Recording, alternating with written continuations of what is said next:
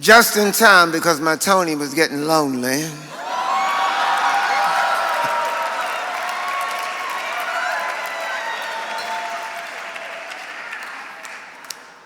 Good evening, brothers and sisters.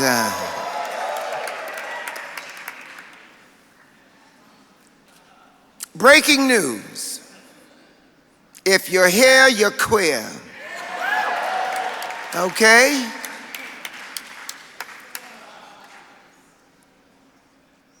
J-Tool? J-Tool?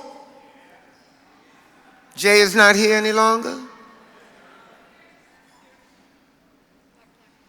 Can you hear me, Jay? You're 71? Talk to me. Are you 71?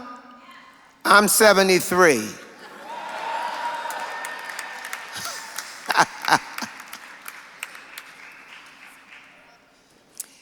When I was asked to come here tonight, I sat down and I thought, what inspiration could I bring? I decided to recite a poem. Yeah. It's not my own, but it is a poem.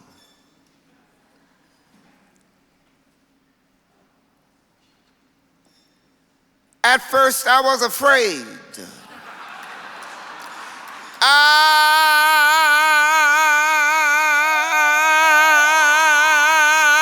was petrified. Kept thinking, how was I to live without you by my side? Then I remembered the many times that you did me wrong. And I grew strong. I learned how to get along. Weren't you the one who tried to hurt me with goodbye? You thought I'd crumble. You thought I'd lay down and die. But no, not I.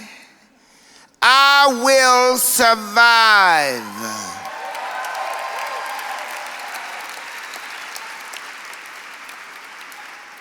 And as long as I know how to love myself, I know I'll stay alive. And that is the message.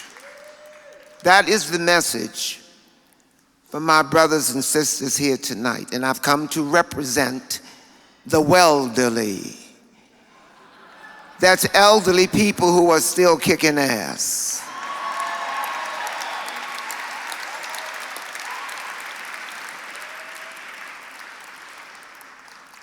How delicious it is to be surrounded by people whose eyes light up when they see you coming. Thank you very much for that.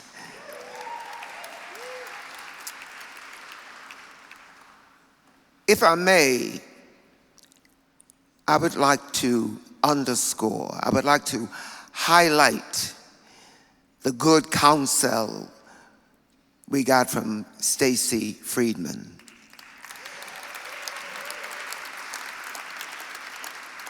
Because all my life I wondered why the charge to come out was on those of us who would be guaranteed punishment if indeed we were to come out. I come from a family of 11 children. I was lucky number 9, so I learned the ins and outs and the ways of politics. I thought it was more correct for those who perceived us as the enemy to come out and not hide their hatred of us. And not hide that they really thought of us as subhuman, as the scum of the earth. Don't pretend. We're not pretending. And now that we're in 2019, there's no way we're going to, Stacey Friedman, there's no way we're going to go back into the closet. No. So you ask, what can we do on an individual basis? I've been a performing artist for 50 years. I now understand that what I've been is a performing artist activist for 50 years.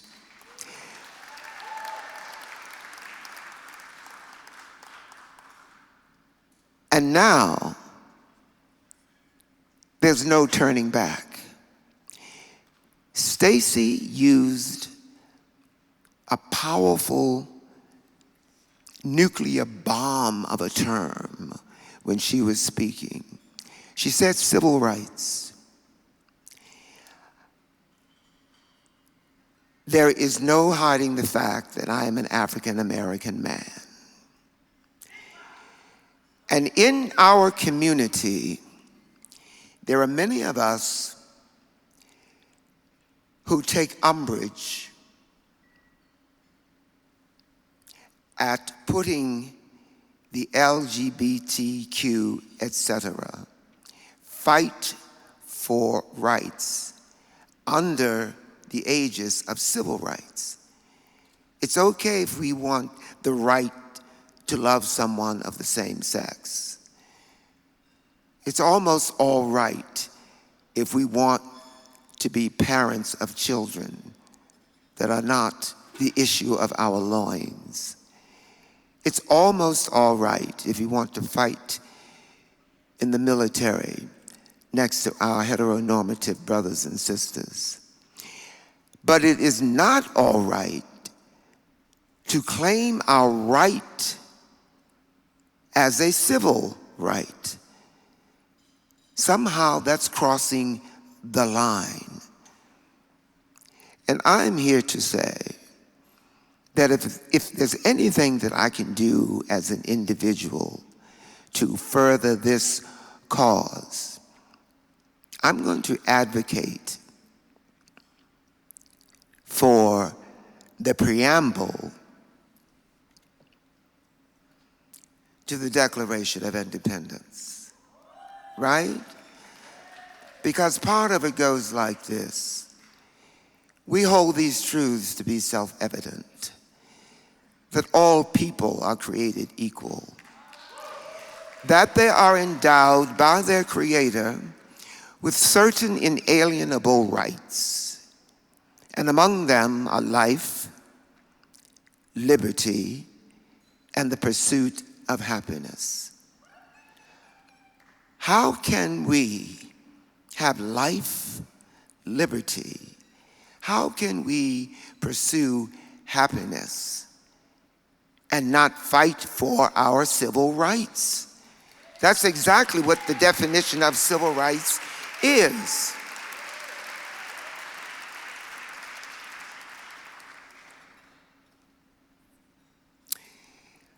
Simply put, if one of us is chained, none of us are free.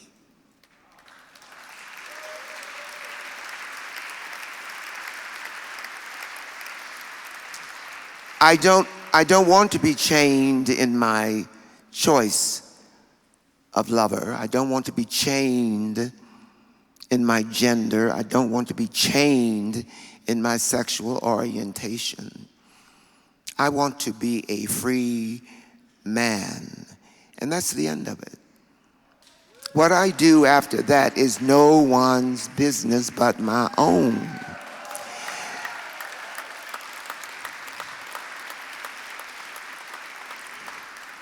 You may legislate laws, you may legislate behavior, but you cannot legislate freedom.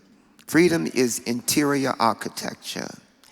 If you haven't built it, if you haven't created it for yourself, it can't even be a gift. No one can give you freedom, no matter what our oppressors say. if you haven't grown it, if you haven't planted the seed inside yourself, if you haven't watered it, if you haven't fertilized it, if you haven't been a good parent to it, if you haven't reared it correctly, it ain't gonna happen. No matter who you vote for, no matter what church you attend, it has to be something that you discover. We all know that right here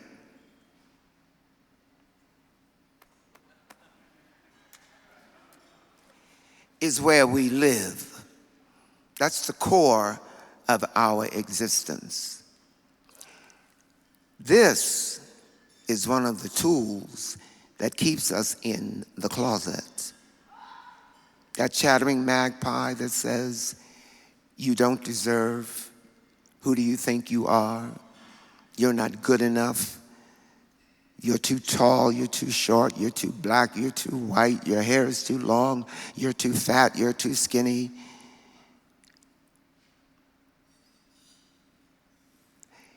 This, although it is the source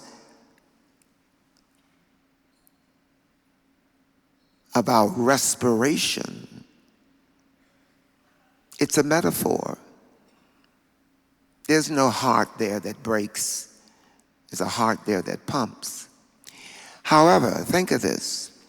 Anything you've ever experienced, does it not start with a warm churning somewhere around your navel? You fall in love. You get nauseous. Oh. It all starts right there at the viscera.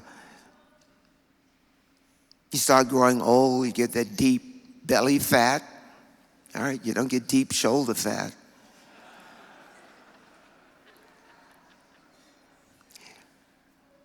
So there's a voice that lives there. It's a quiet voice. It never raises the volume with which it speaks to you. By the same token, it never says to you anything but the truth. What we have to learn to do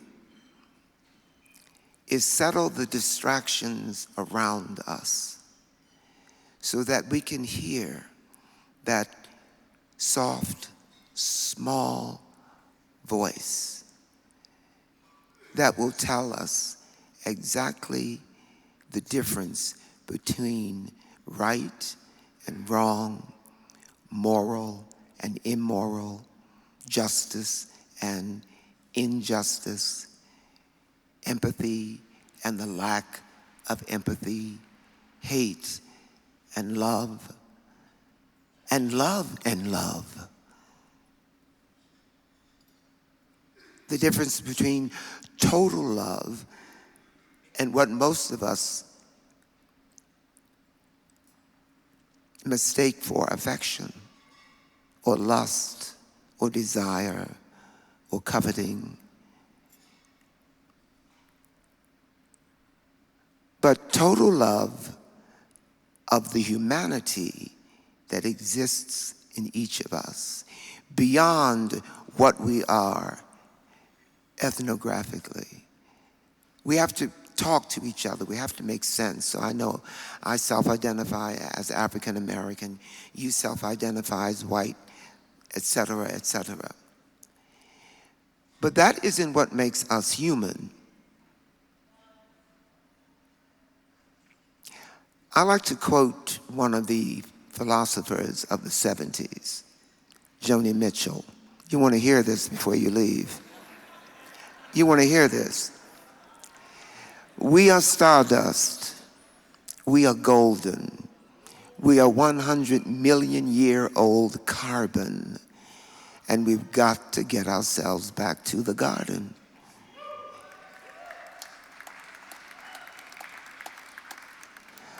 It's late, I know. So I'm gonna bring this to a close by just sharing some wisdom that has carried me through. You know, sage, the meaning of sage is wise. Every morning when I get up, I go to the mirror, and tonight you are my mirror. And I say to that person looking back at me from the mirror, there is no one like you. There has never been anyone like you. There shall never be anyone like you. Therefore, know yourself, be yourself. Authenticity is everything.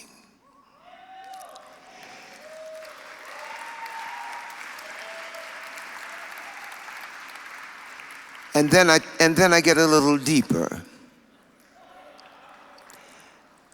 Here's the pièce de résistance. Still looking at that person who's peering at me from the mirror, I say, I will always love you. I will never forsake you. I will do with you what the spring does for the cherry tree. And what does the spring do for the cherry tree? Anybody. Causes it to blossom. And that's what SAGE is about. Because the AGE part of SAGE is superfluous. Think about Methuselah, who lived for 969 years. That's what I'm working on anyway.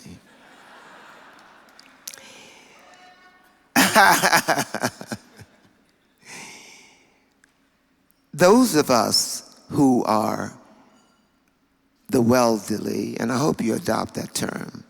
It took me a minute to put it together. We live for the responsibility of leading and leaving the breadcrumbs, of blazing the trails, of opening the door and leaving it open for those of us who are coming in our wake. I am proud to be an elder.